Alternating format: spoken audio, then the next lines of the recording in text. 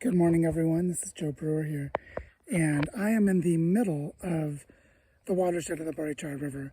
What I want to show you today is some of the reason why this watershed is drying out and why there's a water crisis that's taking place in Barichara. So, as I said, I'm in the middle of the drainage, so you can actually see off in the distance that hill line that's way off back there on the horizon. That is the ridge line of an area called El Caucho. And then on the other side, if I go over here, you can see over there is another hillside. Not the farthest one, but the closer one. These are the primary boundaries of this 25,000 to 30,000 hectare drainage that is the Barichara River. And I'm standing right in the center of it. And what I want you to notice is look at how degraded this land is. Completely deforested, and there's no soil. As you can see here, this is not soil. There's grass with hard-packed clay, like you can see right there, hard-packed clay. And so this is an area where when it does rain, there's no infiltration, it runs off, and there's no local water cycle of evapotranspiration when it does rain, because there's not a soil structure, and there's not a canopy structure, and there's not the dynamic interactions of the plants that would exist if this was still a forest. And when you look at this land here, this is a place where someone has put in a pond, and the pond is mostly dry. It's got a little water in it. You can see that mud and clay and a total absence of actual soil. So this is a piece of land that is typical of this area in the center of the watershed of the Barichara River. And so if we were to talk about regenerating at the scale of this watershed, we're talking 50,000 acres, 25,000 hectares, approximately, that we would need to think strategically about every piece of land in this area and how the infiltration processes and the small water cycle need to be supported through the cultivation of soils and the cultivation of biomass and forest matter. And so what you can start to see is that when we think at this large scale, we have to walk around through the territory like I'm doing now. See, I'm actually walking on one of the dirt roads in the early morning. See, the sun is about to come up. It's about 6 a.m. here.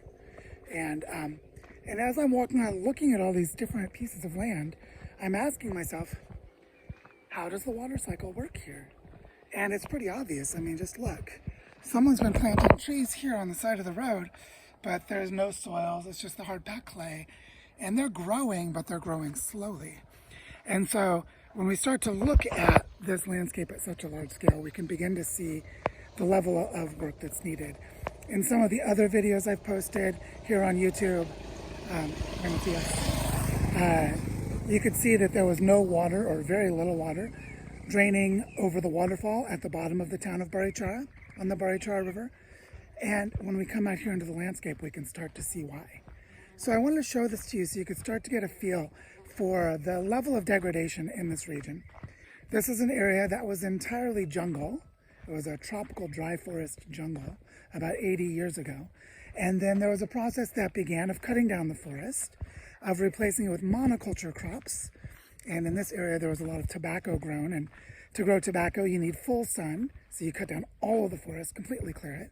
And then the tobacco is really intense in pulling nutrients out of the soil, so you end up depleting the soils.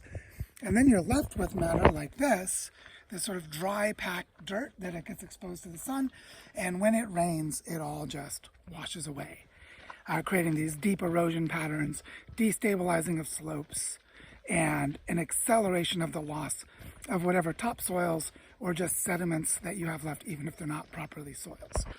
And so I wanted you to see this because the scale of the work that we're going to need to do in Barichara is immense. And I'm coming to an intersection where you can see more different areas, more of the land in this region to really get a feel. That's not just that area right there, but over here, I'm going to show you where they've cut down the forest on a large scale. And a lot of it was converted into grazing land and monoculture agriculture land, and they've disrupted the local water cycle. And so here's a piece of land that is used for grazing, and you can see that it's just a giant grassy field, but all of this 80 years ago, all of this was tropical forest. It was jungle. And now just look at it. And over on the other side, If I lift it up, you can see the same thing there. It's all just dry open grasslands and a couple of trees in what used to be a tropical jungle.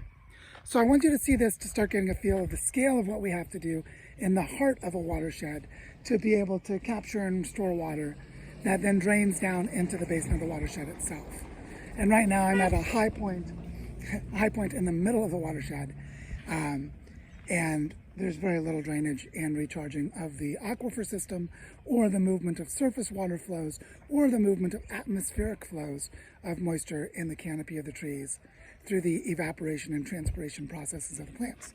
All of that has been disrupted. So only large-scale reforestation can address this issue. So I just wanted to give you a feel for this so you could start to see more of the scale of what we're working on, and that here in the middle of the watershed at a higher level, there's so much deforestation and degradation of land that the water cycle has been disrupted. So we really have our work cut out for us here. And if you'd like to get along, to follow along, of course, subscribe to my YouTube channel, or join us in the Design School for Regenerating Earth, where we're practicing this kind of regeneration at large scales. And also, please consider making a donation to the work we're doing here in Barichara to do restoration work at these large scales. Thank you so much.